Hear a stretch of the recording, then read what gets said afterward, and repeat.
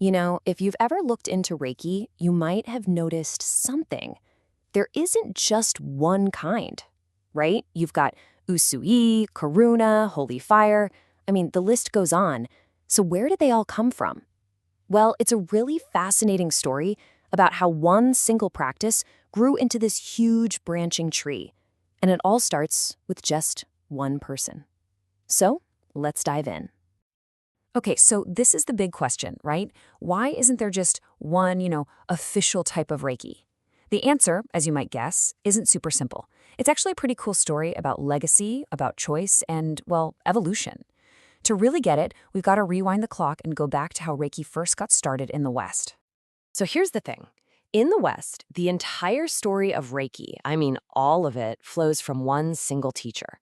Her name was Hawayo Takata. You can think of her as the seed from which this entire massive tree of Western Reiki grew. She was the only source who brought the practice over from Japan. And just look at this timeline. It's kind of wild when you think about it. She started teaching way back in 1938, and from then until she passed away in 1980, she was basically it. She was the Reiki teacher in the West. We're talking more than 40 years. So for decades, if you wanted to learn Reiki, you learned it from her in her specific way. This meant there was just one unified practice for a really long time.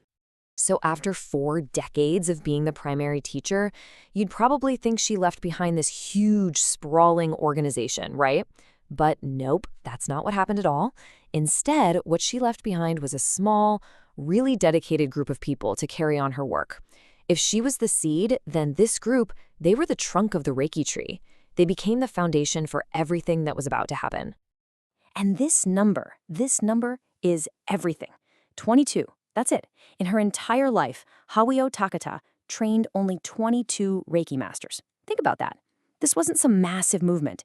It was a tiny, close-knit group, and they were the ones who were entrusted with the future of the entire practice. Now, because that group was so incredibly small, every decision they made after she passed away in 1980 had just enormous weight. The pressure must have been immense. They basically found themselves at this massive fork in the road, and they had to answer a really tough question. What's the right way to do this? How do we honor her legacy and carry Reiki forward? And look, this wasn't some minor disagreement. This was a deep, fundamental debate about the very soul of Reiki. It boiled down to this. Do you honor your teacher by preserving everything she taught exactly as she taught it, kind of like protecting something precious in a museum? Or do you honor her by letting her legacy grow, evolve, and change with the times? And this pretty much lays out the two camps that formed. On one hand, you had the preservationists. A group of her students got together and formed the Reiki Alliance. Their whole mission was to keep Takata's teachings pure, to not change a single thing. Then, on the other hand, you had the adopters. Other masters felt that, hey, for Reiki to really take root and thrive in the West, it had to adapt. It needed to change for a modern audience. And, there was no right or wrong answer here. It was just two totally different visions for where Reiki should go next. So, since there wasn't one single answer everyone could agree on, well, both paths ended up being taken. And that split, that fundamental difference in philosophy, is the exact reason we have so many different styles of Reiki today. From that one solid trunk that Takata built, all these new branches started to sprout, and each one was a unique interpretation of the original practice. And here are just a few of those branches that grew out of that decision to adapt. You started to see styles like Usui/Tibetan Reiki, Karuna Reiki, and Holy Fire Reiki pop up. These were all created by masters who took that path of evolution. They started integrating new techniques, maybe different symbols or new philosophical ideas, creating these really distinct styles that still, at their heart, honored the core of what they had learned. So, what's the takeaway from all this? Is this branching out a bad thing? Like the practice got broken into a million pieces? Well, the perspective here is actually the complete opposite. This evolution is seen as a sign of life, of health. It proves that Reiki isn't some dusty old artifact sitting on a shelf.